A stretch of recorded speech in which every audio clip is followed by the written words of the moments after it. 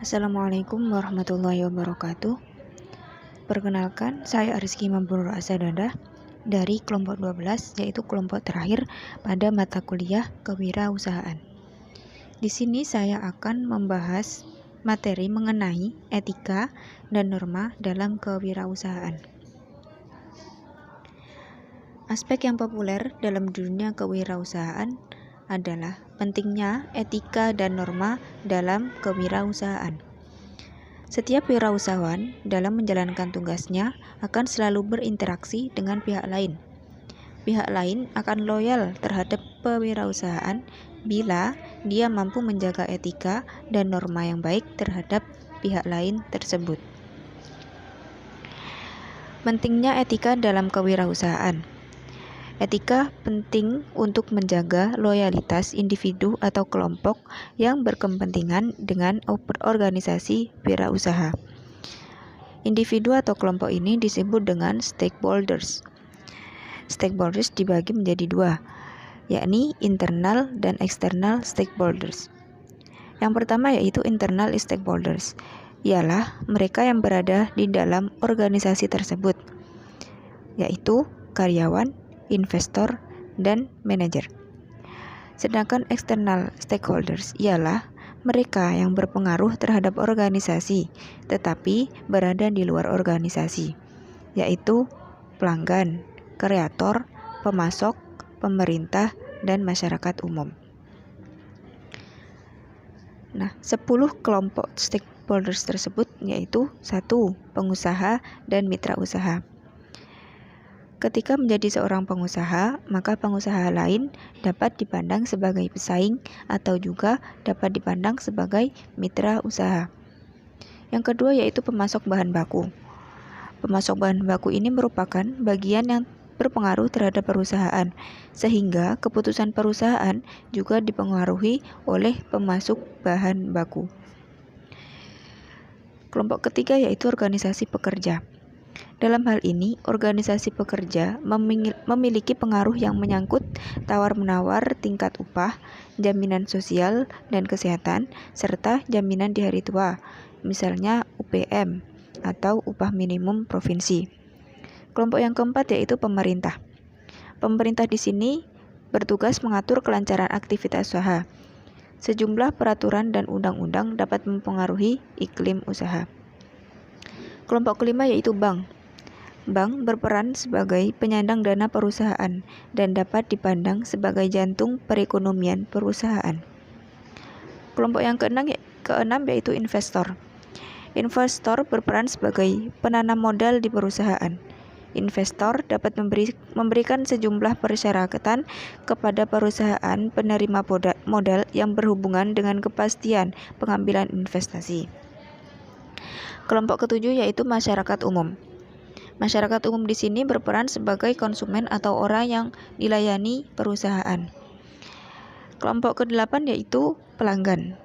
Pelanggan adalah konsumen produk perusahaan secara kontinu, sehingga respon pelanggan terhadap perusahaan selayaknya lebih diperhatikan dibanding konsumen sporadis. Kelompok 9 yaitu kelompok khusus, meliputi karyawan dari semua bagian perusahaan, mulai dari sektor produksi, juga pemasaran, dan lain sebagainya. Yang terakhir adalah manajer, merupakan pengambil keputusan di perusahaan yang dilandasi oleh pengaruh 9 kelompok sebelumnya. Selanjutnya yaitu 3 tingkatan norma etika yang menurut Zimmer. Yang pertama yaitu hukum, yang kedua yaitu kebijakan dan prosedur organisasi, yang ketiga yaitu sikap mental individu.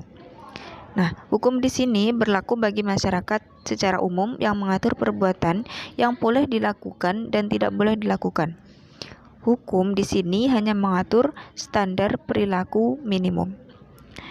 Pada tingkatan kedua yaitu kebijakan dan prosedur organisasi. Kebijakan dan prosedur organisasi memberikan arahan khusus kepada setiap orang dalam organisasi untuk mengambil keputusan sehari-harinya. Nah, di tingkat terbawah yaitu sikap mental individual. Sikap ini penting untuk menghadapi keputusan yang tidak diatur oleh aturan formal. Selanjutnya yaitu tipe-tipe pengelola KWU dilihat dari sudut etikanya. Yang pertama yaitu pengelola immoral, yang kedua yaitu pengelola amoral, yang ketiga yaitu pengelola moral. Pengelola immoral yaitu pada pengelola tipe ini KWU digunakan untuk kepentingan dan keuntungannya sendiri, keuntungan maksimum yang selalu dicarinya. Mereka tidak memperdulikan bahwa keuntungannya itu diperoleh secara haram atau menggunakan jalan yang tidak sesuai dengan aturan. Selanjutnya yaitu pengelola amoral. Seperti halnya pengelola immoral, pengelola amoral juga berorientasi ke profit yang mencari laba sebanyak-banyaknya.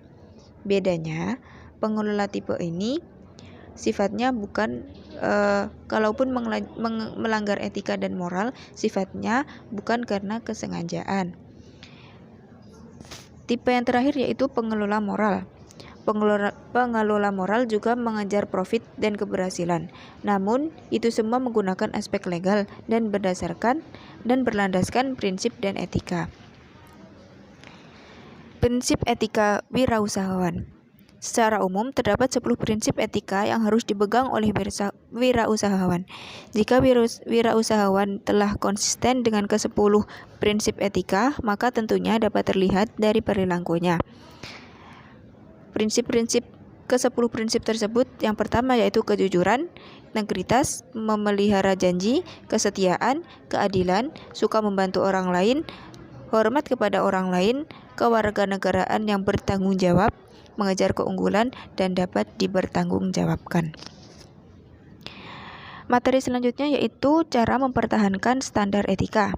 Yang pertama yaitu menciptakan kepercayaan organisasi, yang kedua yaitu kembangkan kode etik, ketiga yaitu jalankan kode etik secara konsisten, keempat lindungi hak perorangan, yang kelima yaitu adakan pelatihan etika, yang selanjutnya yaitu lakukan audit secara periodik, pertahankan standar tingkah laku, lalu hindari contoh etika tercela, selanjutnya ciptakan budaya komunikasi dua arah, dan yang terakhir yaitu dalam mempertahankan etika, libatkan anak buah.